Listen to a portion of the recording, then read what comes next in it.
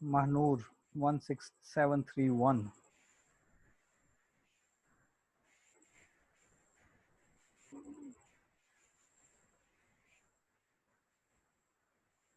Fatima Noor 16729.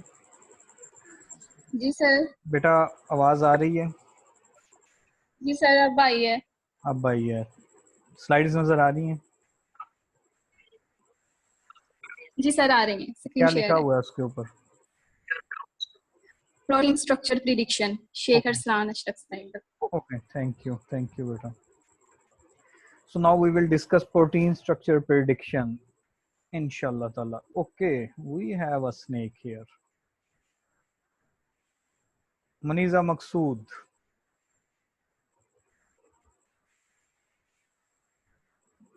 Maniza Maqsood. Sadia Salim.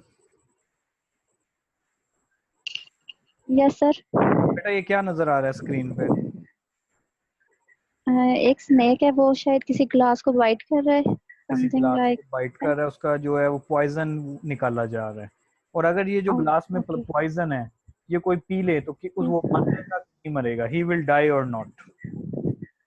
I think मर जाएगा। Okay, वो मर जाएगा. अस्मा इफ्तिखार 16728.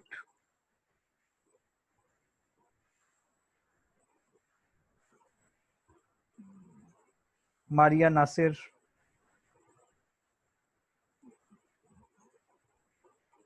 महविश फरियाद. जी मारिया नासिर, बेटा बोलें तो सही ना, आप लोग तो बोलते ही नहीं हो आगे से. ये मर जाएगा जो सर लोग. अभी ज्वाइन किया है, क्वेश्चन नहीं पता। आप बेटा पूछ सकते हो क्वेश्चन. अगर कोई ये स्नेक का जो पॉइजन निकाला गया जहर वो पी ले तो क्या वो मर जाएगा? जी सर। ओके, महविश फरियाद. सर नहीं मरेगा, एक दफा आपने क्लास में बताया था इसके बारे में, कुछ मुझे एग्जैक्टली याद नहीं है। अच्छा, वो नहीं मरेगा. ओके, लेकिन आपने वो उसकी रीजन नहीं बताई ना मरने की उसके. Anyone else want to? Okay, Manija Maqsood. Yeah that's the way, आप जस्ट हाथ खड़ा करें और बोलें. जी बेटा. सर आपने बताया था कि जब तक ब्लड में नहीं जाएगा तब तक जो है वो नहीं मरेगा, ये क्योंकि जो पॉइजन होगा वो स्टमक में जाएगा, वहां पे जाके एंजाइम इसको ब्रेक डाउन कर सकते हैं, वेरी गुड, तो जब तक ब्लड में नहीं जाएगा तब तक नहीं। वेरी गुड बेटा, बहुत अच्छा. जब तक आपकी ब्लड लाइन में नहीं जाएगा पॉइजन तब तक कुछ नहीं होगा. अगर आप सिर्फ इसको स्टमक में गया है तो वहां पे ये ब्रेक डाउन होगा, इसकी जो प्रोटीन्स हैं वो अमीनो एसिड्स में चेंज होंगी और यूटिलाइज हो जाएंगी. इन्हीं प्रोटीन्स और अमीनो एसिड्स को अभी हमने देखना है. सो computational methods for protein structure prediction includes homology modeling, threading and ab initio to predict the structure of the protein through computational means. These sections we will study today. So protein का जो 3 dimensional structure है वो अमूमन experimentally X ray crystallography और NMR से predict करवाया solve किया जाता था, लेकिन ये टेक्निक्स काफ़ी ज़्यादा टाइम कंज्यूमिंग और कॉस्टली हैं और हर कोई ये परफॉर्म नहीं कर सकता. सो कंप्यूटेशनल अप्रोचेस आ गई. कंप्यूटेशनल अप्रोचेस में homology modelling, threading and ab initio शामिल हैं. और जो कंप्यूटर से बनाए गए स्ट्रक्चर्स होते हैं उनमें कुछ एरर्स भी होते हैं. जी इरम रशीद. इरम रशीद जी बेटा 16742. सर जी बेटा. सर ये पूछना था कि अगर तो जो पॉइजन है वो स्टमक में चला गया है जी तो ऐसे तो बाकी मतलब उससे भी तो डेथ हो सकती है. बेटा अगर वो स्टमक में कोई अगर वुंड है पॉइजन और कोई ऐसा जख्म है जिसकी वजह से वो पॉइजन आपके ब्लड में चला गया तो वो फिर ब्लड में जाके फॉरेन प्रोटीन है जो कि आपके ब्लड लाइन को डिस्टर्ब करेगा. डिपेंड करता है पॉइजन की इंटेंसिटी पे. और अगर वो सिर्फ स्टमक में है तो स्टमक के अंदर जो डाइजेस्टिव सिस्टम है वो उसको ब्रेक डाउन कर देगा. जैसे कि आप गोश्त खाते हैं, कोई भी मुर्गी का गोश्त या बकरे का गोश्त, वो भी सारी प्रोटीन्स ही होती हैं. इसी तरह ये भी प्रोटीन्स ही हैं. ठीक है. अगर कई लोगों को आप देखें स्टमक में, कई लोगों को ये मुर्गा खाने से या बकरा खाने से एलर्जिक होते हैं. क्यों? क्योंकि वो अंदर जाता है तो वो वाला वहीं कहीं पे उनके स्टमक में कोई प्रॉब्लम होती है जिसकी वजह से वो इस तरह डैमेज कर जाता है. So it depends. हम बात करते हैं अमूमन मोर देन 70 to 80% लोगों की। ठीक है बेटा, जब भी बात की जाती है वो जनरल लेवल पे की जाती है समझाने के लिए, ना कि स्पेसिफिक हो गए किसी एक केस के लिए। Hope you will get your answer. Okay, thank you sir. Okay, so हम बात कर रहे थे x ray crystallography sorry 3 dimensional structure predictions की। 3 डायमेंशनल स्ट्रक्चर प्रेडिक्ट करवाए जाते हैं कंप्यूटेशनल अप्रोचेस के साथ भी, लेकिन उसमें कुछ ना कुछ एरर्स आ जाते हैं। हर अप्रोच का कोई ना कोई बेनिफिट और कोई ना कोई लिमिटेशंस और नुकसानात होते हैं। इसी तरह एक्सपेरिमेंटल जो एक्सरे है और एनएमआर, उनके भी बेनिफिट्स और नुकसानात मौजूद हैं। दो किस्म की अप्रोचेस होती हैं, नॉलेज बेस्ड अप्रोच होती है और एक होती है physical based approach. Physical approach और knowledge based approach. Knowledge based approach कुछ इस तरह होती है कि जो आपके पास अवेलेबल स्ट्रक्चर्स मौजूद हैं पीडीबी के अंदर, उसमें बहुत सारे स्ट्रक्चर्स मौजूद हैं एक्सरे क्रिस्टलोग्राफी और एनएमआर से सॉल्व किए हुए प्रोटीन्स के।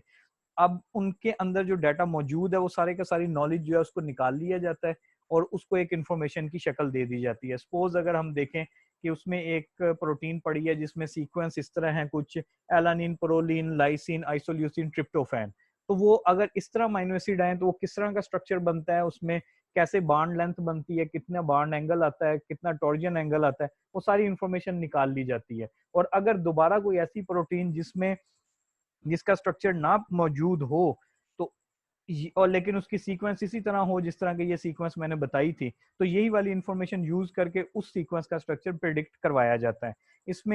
इसको कहते हैं नॉलेज बेस्ड अप्रोच। जो फिजिकल अप्रोच होती है उसमें जो फिजिकल प्रॉपर्टीज और फिजियोकेमिकल प्रॉपर्टीज होती हैं अमीनो एसिड की, उनको यूज करके स्ट्रक्चर को प्रिडिक्ट करवाया जाता है। होमोलॉजी मॉडलिंग और थ्रेडिंग जो है अमूमन उसको नॉलेज बेस्ड अप्रोच में काउंट किया जाता है और फिजिकल बेस्ड अप्रोच में एब इनिशियो आता है। एब इनिशियो में भी नॉलेज बेस अप्लाई की जाती है क्योंकि बहुत सारा नॉलेज उस डेटाबेसिस से यूज करके एब इनिशियो परफॉर्म की जाती है।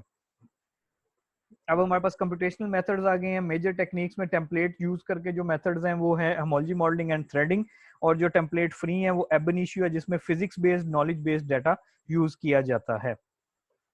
होमोलॉजी मॉडलिंग क्या है? होमोलॉजी मॉडलिंग में प्रोटीन का स्ट्रक्चर प्रिडिक्ट करवाया जाता है बाय होमोलोगस प्रोटीन्स, और होमोलोगस प्रोटीन्स जो हैं वो डेटाबेसेस में आमतौर पे पड़ी होती हैं जिनका सेम फैमिली प्रोटीन्स हों और उनके स्ट्रक्चर्स मौजूद हों। इसको कंपैरेटिव मॉडलिंग भी कहा जाता है क्योंकि इसको कंपेयर किया जाता है टारगेट सीक्वेंस को टेम्पलेट सीक्वेंस के साथ।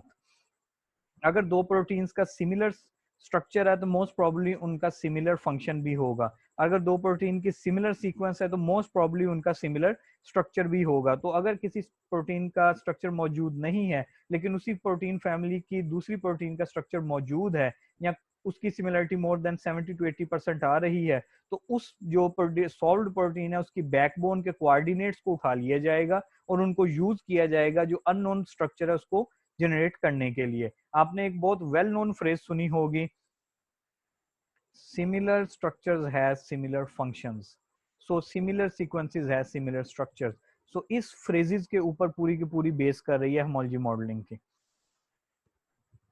The overall homology modeling procedure consists of 6 major steps, जिसमें सबसे पहले template selection। आप लोगों ने की हुई है जी homology modeling पहले experimentally? Abbas Malik, thank God we have a boy। और वो बोलेगा नहीं। Abbas Malik? Yes sir. Oh thank you अस्सलाम यार। सर। वालेकुम सलाम। किधर हो यार सारे लड़के? आप लोगों ने लॉकडाउन सर ज्यादा थोड़ा सीरियस लेट ले हो गया। लिया है कि वर्चुअल क्लास में भी नहीं जाना। मास्क पहन कर आ जाया करो, कोई ऐसा इशू नहीं बेटा।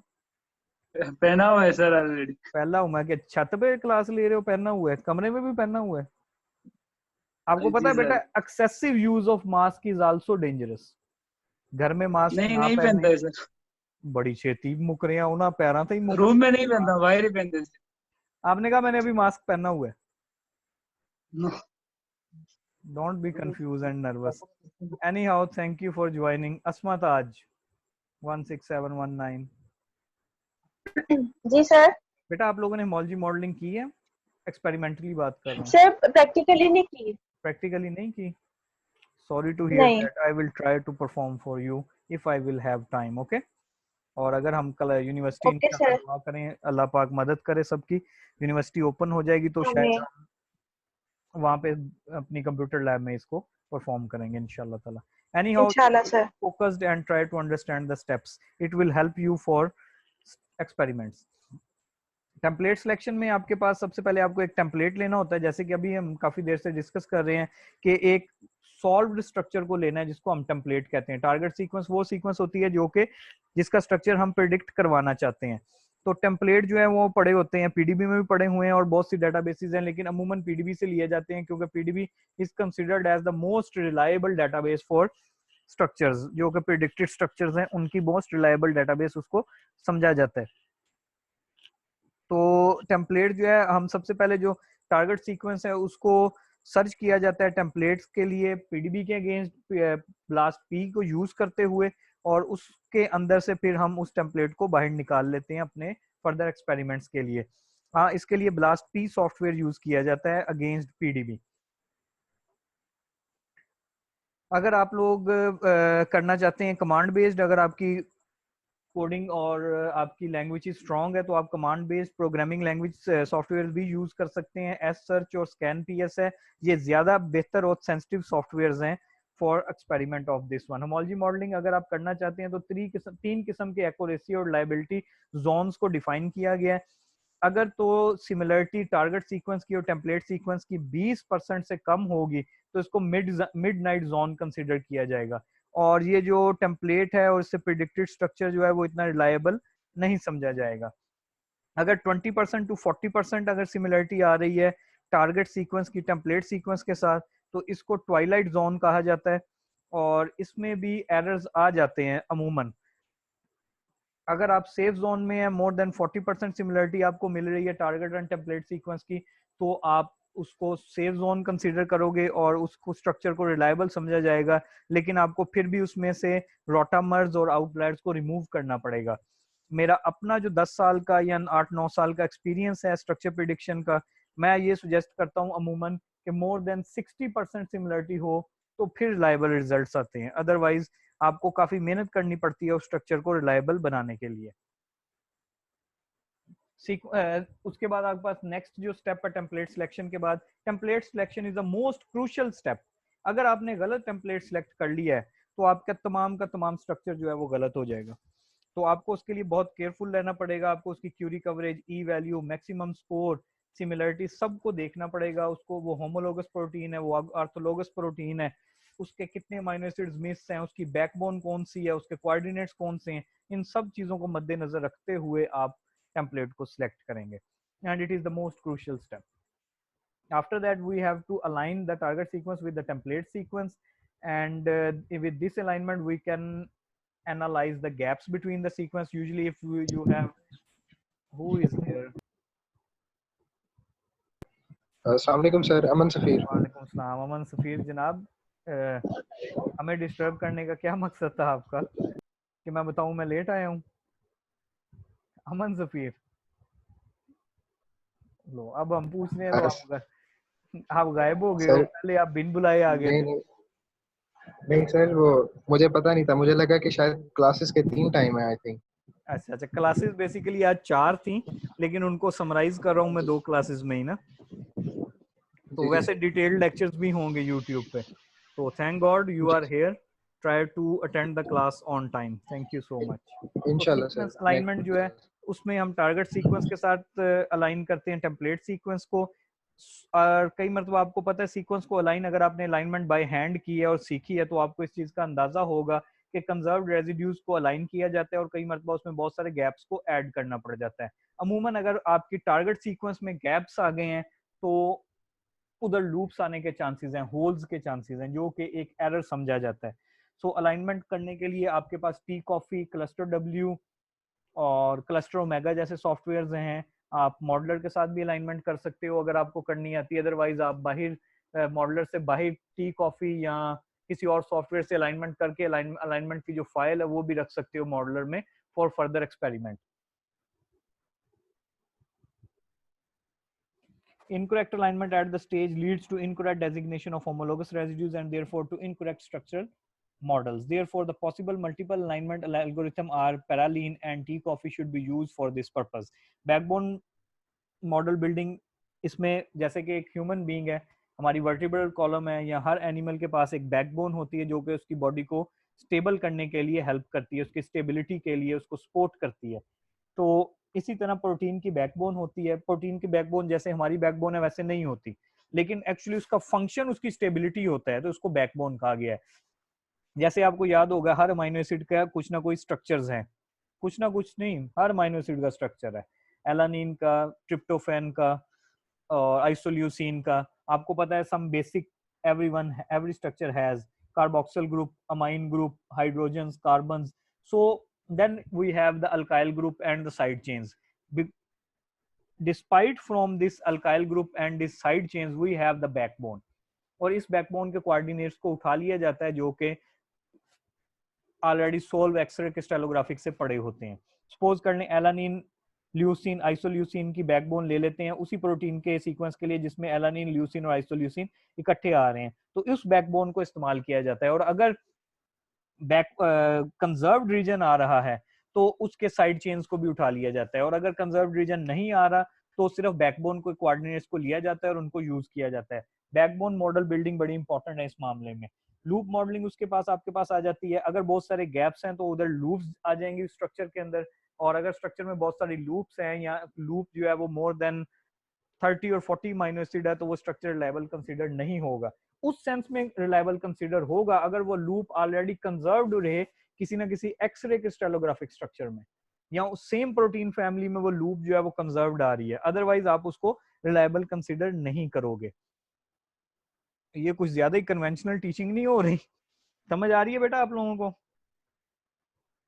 अमन सफीर जी सर, फिलहाल समझ आ रही है? जितना सुना है समझ आया सर। ये कन्वेंशनल टीचिंग होती है बेटा कि टीचर सिर्फ बोल रहा है और स्टूडेंट सुन रहे हैं, इसको हम कहते हैं conventional teaching.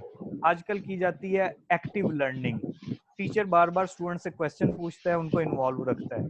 So I always try to involve you guys and try to be focused. लेकिन थोड़ा सा ये ऑनलाइन क्लासेस में ये ड्रॉबैक है कि मैं ज्यादा इन्वॉल्व नहीं कर सकता आप लोगों को, ठीक है? कोशिश करें फोकस्ड रहें। एहतशाम लियाकत। जी सर जी। ਤੁਸੀਂ ਕਿੱਥੇ ਭੈਣ, ਤੁਸੀਂ ਤਾਂ पिछले लेक्चर च भी ਸੀਗੇ। हेलो सर मैंने कहा आप कहाँ पे सैरिंग कर रहे हैं, आप तो पिछले लेक्चर में भी थे, पिछली क्लास वाले लेक्चर में, राइट?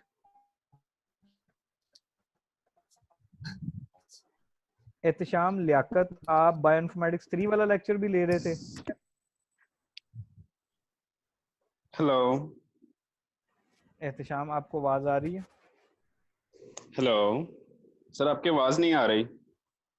अमन आपको आ रही है मेरी आवाज? अमन सफीर आवाज आ रही है?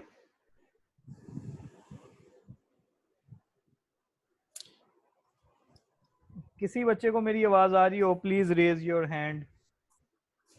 यस सर, आ रही है। थैंक यू बेटा, ये इनको इग्नोर करते हैं जिनको जी नहीं सर, आ रही है। थैंक यू बेटा। So back to the point, then we have loop modeling. Thank you so much everyone for the response. Thank you so much. So loop modeling में आपके पास loop जो है वो आ जाती है, जो कि अमूमन अगर please mute your mic Ehtesham Liaquat. So if it is more than 20 or 30 amino acids, then we will consider that we should have to remodel this loop, क्योंकि उसमें कोई ना कोई होल्स होंगे और उसमें कोई ना कोई प्रॉब्लम्स होंगी। सो लूप मॉडलिंग के लिए डिफरेंट सॉफ्टवेयर्स भी अवेलेबल हैं, मॉडलर भी लूप मॉडलिंग करता है। लूप मॉडलिंग इसलिए की जाती है क्योंकि कंसीडर किया जाता है कि यहाँ पे कोई ना कोई अल्फा हेलिक्स तो यहाँ बीटा प्लेटेड शीट थी। जी हमसा एहसान, क्वेश्चन बेटा आपका कोई? Okay thank you. Adnan Hashim कोई क्वेश्चन? अस्सलाम वालेकुम सर। वालेकुम सलाम। सर लास्ट लेक्चर में सर मेरी माइक से आवाज आ रही थी सर, माइक मेरी तरफ से तो म्यूट था। फाइन ਅਸੀਂ ਇੱਥੇ ਲੂਪ ਮਾਡਲਿੰਗ ਡਿਸਕਸ ਕਰ ਰਹੇ ਹਾਂ, ਤੁਸੀਂ ਮਾਈਕ ਲੈ ਕੇ ਬਹਿ ਗਏ ਹੋ, ਇਹ ਕੀ ਸੀਗਾ ਸੋਹਣਿਓ? सर मैं पूछ रहा था सर इस टाइम भी शायद हो सकता है कि आ रही हो, कंफर्म कर लो। अच्छा अच्छा, नहीं नहीं sir, thank you so okay, much. आप इसको दोबारा। म्यूट करें तो आवाज नहीं आएगी, आएगी तो मैं आपको नोटिफाई कर दूंगा। मैं अमूमन नोटिफाई कर देता हूँ जिसका माइक से आवाज आ रही हो। Thank okay you, sir. Thank you बेटा।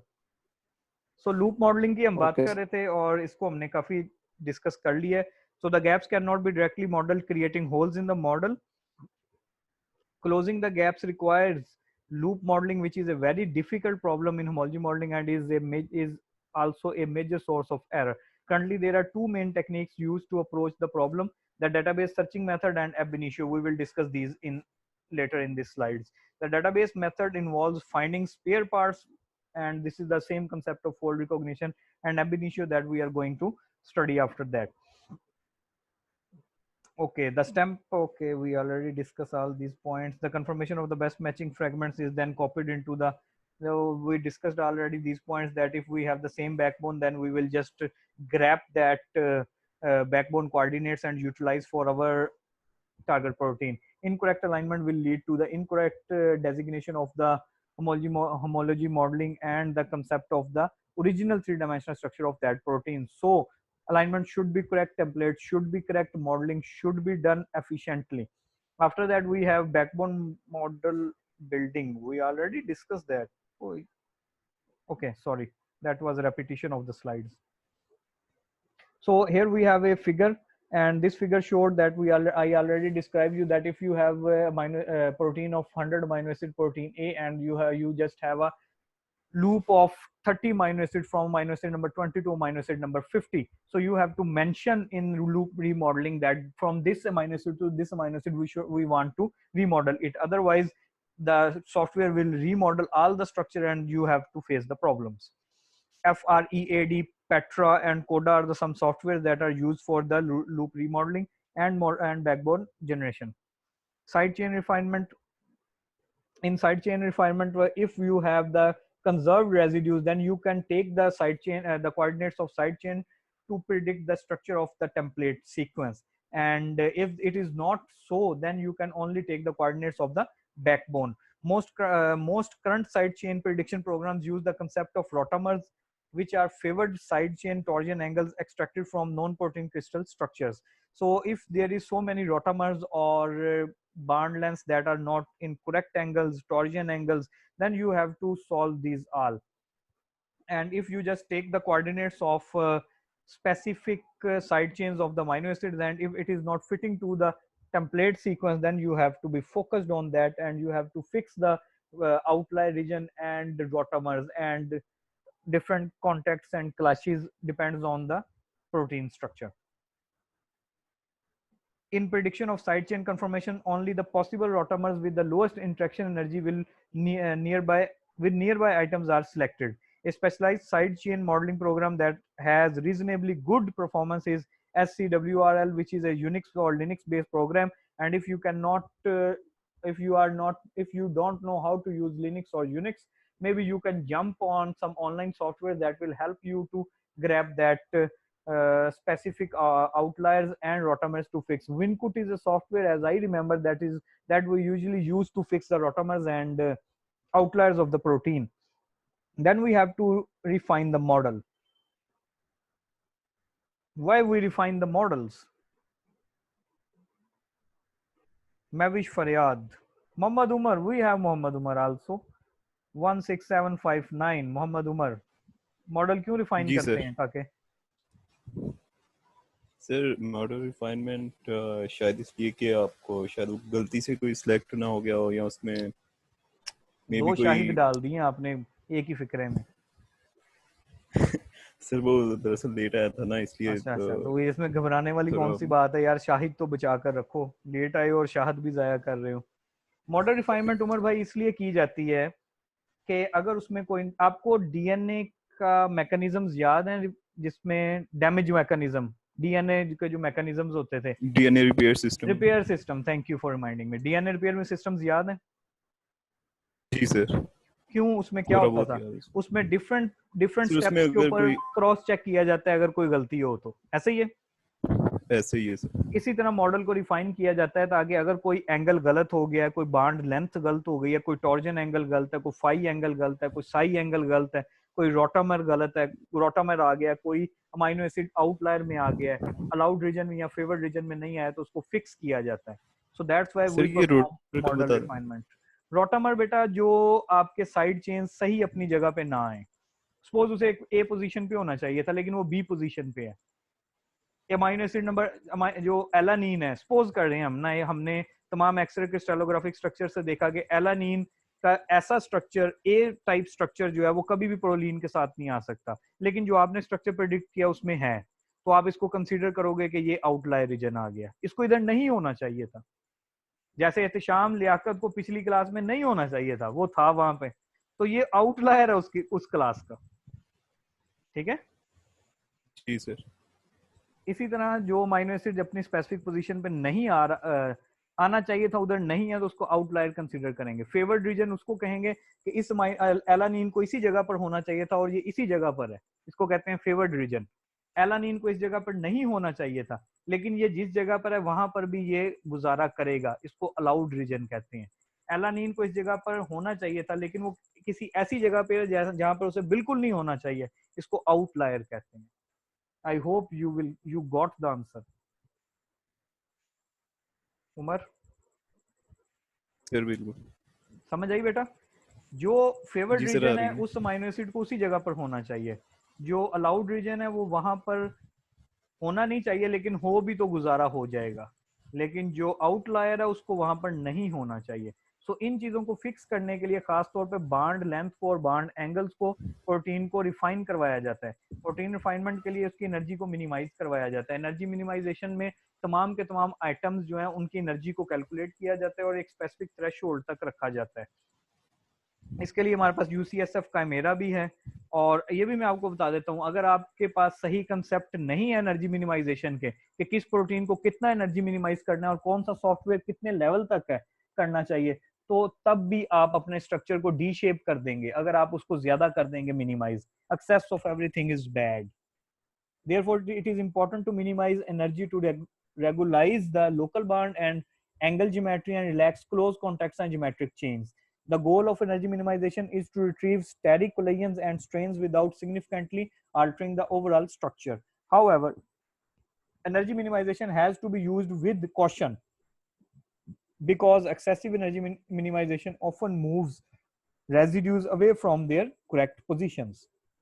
ग्रोमैक्स एक बहुत अच्छा लिनक्स का सॉफ्टवेयर है और यूनिक्स पे भी चलता है, लिनक्स पे भी चलता है, बहुत ही अच्छा सॉफ्टवेयर है एमडी सिमुलेशन के लिए, फ्री सॉफ्टवेयर है। अगर आप लोग इसको चलाना सीख लें तो it will help you much in your MD simulation analysis. Swiss model के अंदर भी स्विस पीडीबी व्यूवर जो है, स्विस पीडीबी व्यूवर जो है या स्विस व्यूवर है, उसमें भी ग्रोमैक्स जो है वो इनकॉर्पोरेट किया हुआ है। उसके बाद मॉडल को वैल्यूएट किया जाता है। मॉडल को क्यों वैल्यूएट किया जाता है? ताकि पता लग सके कि जो बांड्स जहां पर हैं वहीं पर होने चाहिए थे, जो बांड लेंथ आई है, जो बांड एंगल आए हैं, जो फाई एंगल्स हैं, जो साई एंगल्स हैं, जो कॉन्टेक्ट्स हैं, जो क्लैशेस हैं, जो फिजियोकेमिकल प्रॉपर्टीज हैं स्पेसिफिक अमीनो एसिड्स की और स्ट्रक्चर्स की, ये ऐसे ही होनी चाहिए। अगर ऐसे नहीं है तो क्यों नहीं है, वो रीजंस पता करनी चाहिए और बाद में उनको सॉल्व किया जाए। That's why we evaluate the predicted structures to solve the errors. ProCheck, WhatIf, WhatCheck, Anolia, Verify 3D, Ramachandran Plot, IRAT, Mol Probability and many more softwares are available. Her software की अपनी एक limitation है और benefits हैं। सो आपको एक से ज्यादा सॉफ्टवेयर यूज करने पड़ेंगे स्ट्रक्चर को वैल्यूएट करने के लिए। कुछ सॉफ्टवेयर जो हैं वो सिर्फ और सिर्फ फेवर्ड रीजन बताते हैं, फेवर्ड रीजन बता देंगे, अलाउड रीजन बताएंगे, आउटलायर्स बताएंगे। कुछ सॉफ्टवेयर रोटामर्स भी बता देते हैं। कुछ सॉफ्टवेयर जो हैं वो ओवरऑल क्वालिटी फैक्टर बताते हैं। कुछ सॉफ्टवेयर जी स्कोर कैलकुलेट करके बताते हैं। कुछ सॉफ्टवेयर जो हैं वो फाई और साई एंगल्स बताते हैं। तो इसलिए कुछ सॉफ्टवेयर सिर्फ बांड लेंथ्स को बताते हैं। तो आपको अपनी प्रोटीन को वैल्यूएट करने के लिए डिफरेंट सॉफ्टवेयर यूज करने पड़ेंगे और वो सॉफ्टवेयर एक वाइड डोमेन को हिट करने चाहिए ताकि आप maximum number of valuation perform कर सको उस स्ट्रक्चर की बेहतरी के लिए। So after that we have threading and fold recognition approach. So I am just going to define it in, I will try to define it in very easy way. Fold recognition में क्या होता है, इसमें आपके पास knowledge based pair wise भी आएगा और profile based भी आएगा, और इन दोनों कंसेप्ट्स को भी आपने साथ ही समझ लेना है। उसके बाद आप इसको इजीली रीड भी कर सकते हो। जब आप पढ़ लोगे तो आपको समझ आ जाएगी बेहतर तरीके से। अभी सिर्फ आप समझने की कोशिश करें। एक लाइब्रेरी बना ली जाती है। होमोलॉजी मॉडलिंग में हमने क्या किया था, हमने एक टेम्पलेट लिया था, लेकिन फोल्ड रिकॉग्निशन में हमें बहुत सारे छोटे छोटे थ्रेड्स या पैचेस लेने पड़ते हैं। एक अमीनो एसिड, एक प्रोटीन है सपोज 100 अमीनो एसिड्स की, तो हमें उसके पास उसका कोई टेम्पलेट ही नहीं मिल रहा 50% सिमिलरिटी वाला, तो क्या किया जाता है, डिफरेंट पैचेस उठा लिए जाते हैं। सपोज 1 से 10 अमीनो एसिड तक किसी एक प्रोटीन से ले लिया पैच, फोल्ड ले लिया, 10 से 25 तक एक से ले लिया, 25 से 50 तक एक जगह से लिया, 50 से 70 तक एक जगह से लिया, 70 से 100 तक एक जगह से ले लिया। तो इस सब को लेकर, इन फोल्ड्स को लेकर एक स्पेसिफिक हम कैलकुलेट कर लेते हैं, और स्पेसिफिकली उन तमाम फोल्ड्स को यूटिलाइज करके हम एक लाइब्रेरी बना देते हैं। उस लाइब्रेरी में एनर्जी बेस्ड, अगर उसको तमाम फोल्ड्स की एनर्जी को कैलकुलेट करें तो उसको एनर्जी बेस्ड प्रोफाइल कह देते हैं। और अगर एक स्पेसिफिक प्रोफाइल बना ली जाए उनकी फिजियोकेमिकल प्रॉपर्टीज के ऊपर, तो उसको हम कंसीडर करते हैं as a profile based method. और जो लाइब्रेरी होती है उसमें तमाम फोल्ड्स पड़े होते हैं, तो जो टारगेट प्रोटीन है उसको अलाइन करवाया जाता है या सर्च करवाया जाता है उस लाइब्रेरी के अगेंस्ट जिसमें तमाम फोल्ड्स मौजूद हैं, और उनमें से जो बेस्ट फोल्ड लीस्ट एनर्जी के साथ आएंगे, बेस्ट एनर्जी के साथ आएंगे, उन फोल्ड्स को लेकर 10-15 फोल्ड्स को इस्तेमाल करके स्पेसिफिक स्ट्रक्चर को प्रिडिक्ट करवाया जाता है। I hope you will okay. Pair wise energy method भी इसमें आ गया है, और प्रोफाइल मेथड भी आ गया, जो कि मैं ऑलरेडी आप लोगों को बता चुका हूँ। एक लाइब्रेरी को डिजाइन किया जाता है, उस लाइब्रेरी में तमाम के तमाम फोल्ड्स को रखा जाता है, और उन फोल्ड्स की बिना पर उनकी एनर्जी और प्रोफाइल को कैलकुलेट किया जाता है, और उनको बाद में अलाइन करवाया जाता है टारगेट सीक्वेंस के अगेंस्ट, और उनमें से फोल्ड्स को लेकर उन फोल्ड्स की हेल्प से स्ट्रक्चर को प्रिडिक्ट करवाया जाता है। Okay, now we have ab initio method. Ab initio is a Greek or Latin word as you guys told me, और इसका मतलब होता है from scratch, from the beginning। अगर आपके पास सिमिलरिटी जो है वो बिल्कुल 5%, 7% आई है या 10% आई है, और आपको डाउट है कि एक रिलायबल स्ट्रक्चर आप प्रोड्यूस नहीं कर सकते, तो ab initio मेथड की तरफ जाया जाता है। ab initio में क्या होता है, अमीनो एसिड की फिजियोकेमिकल प्रॉपर्टीज को ले लिया जाता है और उसकी बेस के ऊपर स्ट्रक्चर को प्रिडिक्ट करवाया जाता है। तमाम के तमाम अमीनो एसिड की फिजियोकेमिकल प्रॉपर्टीज को कलेक्ट किया जाता है, नॉलेज बेस भी इसको कहा जाता है और फिजिकल बेस भी कहा जाता है। फिजिकल अपीयरेंस और फिजियोकेमिकल प्रॉपर्टीज तमाम अमीनो एसिड की देखी जाती हैं, और वो जो सीक्वेंस है उसके हिसाब से, जैसे एलानिन, ट्रिप्टोफैन, पहले एलानिन का स्ट्रक्चर लगा दिया, फिर ट्रिप्टोफैन का, फिर आइसोल्यूसिन का, फिर ल्यूसिन का, और फिर उन स्ट्रक्चर्स को आपस में अलाइन किया और फोल्ड बनाकर उसको प्रिडिक्ट करवाने की कोशिश की जाती है। इसको हम कहते हैं ab initio method. As the name suggests, the ab initio predicted method attempts to produce all item protein models based on the sequence information alone without the aid of known protein structures. ठीक है जी। और इसके लिए आपके पास software मौजूद है, Rosetta, रुबेटा, ये दोनों बहुत अच्छे सॉफ्टवेयर हैं। और थ्रेडिंग के लिए आईटेसर बहुत अच्छा है, मॉलजी मॉडलिंग के लिए मॉडलर बहुत अच्छा है। इसी तरह आपके पास बहुत सारे सॉफ्टवेयर हैं, M4T है, रेप्टर एक्स है, बहुत सारे सॉफ्टवेयर अब तो अवेलेबल हैं। प्रोटीन्स के 4 डिफरेंट लेवल्स होते हैं। मुझे थोड़ा सा तेज चलना पड़ा है क्योंकि टाइम लिमिटेशन है सॉफ्टवेयर की वजह से। अगर किसी का कोई क्वेश्चन हो तो वो हैंड रेज कर सकता है। जो अमीनो एसिड की सीक्वेंस होती है उसको हम प्राइमरी प्रोटीन स्ट्रक्चर कहते हैं। लीनियर अमीनो एसिड की जो सीक्वेंस होती है, सेकेंडरी स्ट्रक्चर में हमारे पास बीटा शीट्स और अल्फा हेलाइसिस होते हैं, और टर्न्स होती हैं, लूप्स होती हैं। टर्शियरी स्ट्रक्चर के अंदर 3 डायमेंशनल फोल्ड होते हैं, और quaternary structure more than 1 polypeptide होता है, उसमें टेट्रामर्स होते हैं, डाइमर्स होते हैं। Then I just summarize this in this table that there are 2 types of method, experimental methods and computational methods. Experimental methods में X-ray crystallography है, NMR है और cryo electron microscopy है, और computational method में homology modeling, folding and recognition है। ये तीनों physical methods हैं और ये 3 experimental methods हैं। ये 3 मेथड्स पीडीबी के ऊपर डिपेंड करते हैं। सबसे कम जो है ab initio डिपेंड करता है, क्योंकि जब आपके पास स्ट्रक्चर ही मौजूद नहीं होगा तो आप पीडीबी से क्या निकालेंगे। फिर फोल्ड रिकॉग्निशन है, होमोलॉजी मॉडलिंग सबसे ज्यादा पीडीबी के ऊपर डिपेंड करता है। कंप्यूटेशनल कॉस्ट जो है होमोलॉजी मॉडलिंग की सबसे ज्यादा, ab initio की सबसे कम है। एक्यूरेसी एक्सरे क्रिस्टलोग्राफी की सबसे ज्यादा है, जैसे कि ये एरो बता रहा है, और ab initio की सबसे कम है। एक्सपेरिमेंटल प्रोटीन स्ट्रक्चर डिटर्मिनेशन में एक्सरे क्रिस्टलोग्राफी एक्यूरेट है, लेकिन इसकी प्राइस बहुत ज्यादा है, ये बहुत ज्यादा टाइम कंज्यूमिंग है। एनएमआर जो है उसमें फेयरली एक्यूरेट है, लेकिन उसमें स्ट्रक्चर्स मौजूद नहीं होते और ये भी टाइम कंज्यूमिंग है। इलेक्ट्रॉन माइक्रोस्कोपी जो है उसमें रेजोल्यूशन काफी लो होती है, और इसको ऑब्जर्व करना भी एक लिमिटेशन इसकी कंसिडर की जाती है।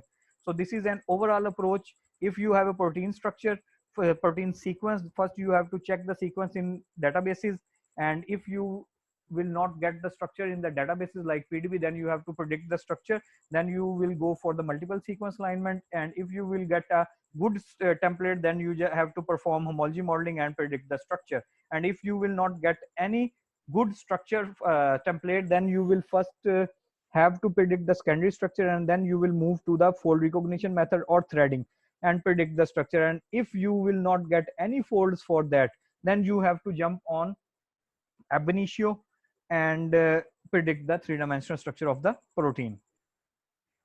So you have to perform an activity. You have to unlist 10 softwares for homology modeling, 10 software for threading, and 10 software for ab initio on one page. And then you have to check, just choose one protein and then check the three-dimensional structure of that protein in PDB. If it is available, then write the PDB code there, like 1 PBG, anything. And if it is not available, just mention that protein ABC, it has no structure in PDB, solved by X-ray crystallography or NMR. And then you have to email that specific page having 10 tools for homology modeling, threading, and ab initio, and the information of the protein you selected to your CR or GR. Any question? I'm sorry I was in a bit rushy, but I hope you will get everything. Any question? No one? Hamza Ehsan 16756. जी मोहम्मद उमर, आपका question बेटा। हमसा एहसान sir ये class कब start? जी उमर, पहले आप बोलें। Sir class कब start हुई थी? क्योंकि आप ओ लो यार, ਤੁਸੀਂ ਲੈਕਚਰ ਦਾ ਸਵਾਲ ਨਹੀਂ ਪੁੱਛਦੇ, ਤੁਹਾਨੂੰ ਕਲਾਸ ਦੀ ਟੈਨਸ਼ਨ ਪਈ है उमर, ऐसा क्यों है? क्लास बेटा स्टार्ट होनी थी 7:45 बजे, लेकिन क्लास थोड़ी सी लेट हुई और मेरा ख्याल 8 बजे स्टार्ट हुई है। सर आपने ग्रुप में मैसेज किया था ना 7:45 पे, फिर 8:15 पे, फिर हाँ 9 जी, इसी तरह ही था बेटा, लेकिन वो कुछ मैनेज नहीं हो पाया, पहले वाली क्लासेस लेट हो गई, इसलिए आप लोगों का थोड़ा सा टाइम एक्स्ट्रा उधर चला गया, माजरत उसके लिए। उसमें तो डिटेल लेक्चर भी होंगे। नहीं, अब कोई क्लास नहीं है, कल होगी या परसों होगी, वो मैं आपको बता दूंगा। जी हमसा एहसान। I said I don't have any question. Okay बेटा, समझ आई है वैसे आपको? Yes sir. Thank you. Adnan Hashim.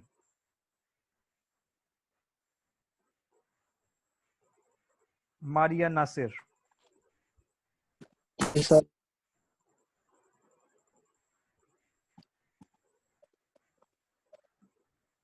Yusra Karim.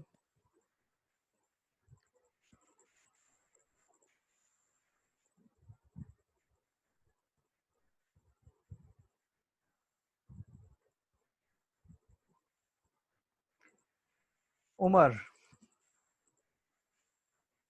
Mohammad Umar. No sir अभी मैंने नहीं किया। क्या नहीं किया मैंने? हैंड रेज नहीं किया ना यार, मैंने वैसे आपको बुलाया, कोई भी मेरी बात का जवाब नहीं दे रहा था, तो मैंने सपोज किया कि आप लाजमी जवाब दोगे, इसलिए आपको बुला लिया ना। जी सर, जी सर पूछें। फातिमा और आप, मनीजा मकसूद और अस्मा ताज, ये कोई 7, 8, 10 बच्चे हैं जो कम से कम मुझे रिस्पॉन्स देते हैं, इसलिए मैं बार बार उनको बुला लेता हूँ। बाकी तो वो पंजाबी कहते ना, कहा ही नहीं पाते, वो कहते ठीक है मास्टर बोली जावे। समझ आइए बेटा? जी सर। चलें, आप इस एक्टिविटी को परफॉर्म करके आपने इसको ईमेल कर देनी है अपने CR/GR को। और बेटा इस टाइम को ज़ाया मत करें, इसमें पढ़ें, खूब पढ़ें, घर में रहें, अपने वालिदैन का ख्याल रखें, इस बीमारी से बचकर रहें। Please be safe, stay at home, stay safe, and pray for this homeland. Thank you so much. I will upload the lectures and I hope you will get those lectures for more understanding. Thank you so much.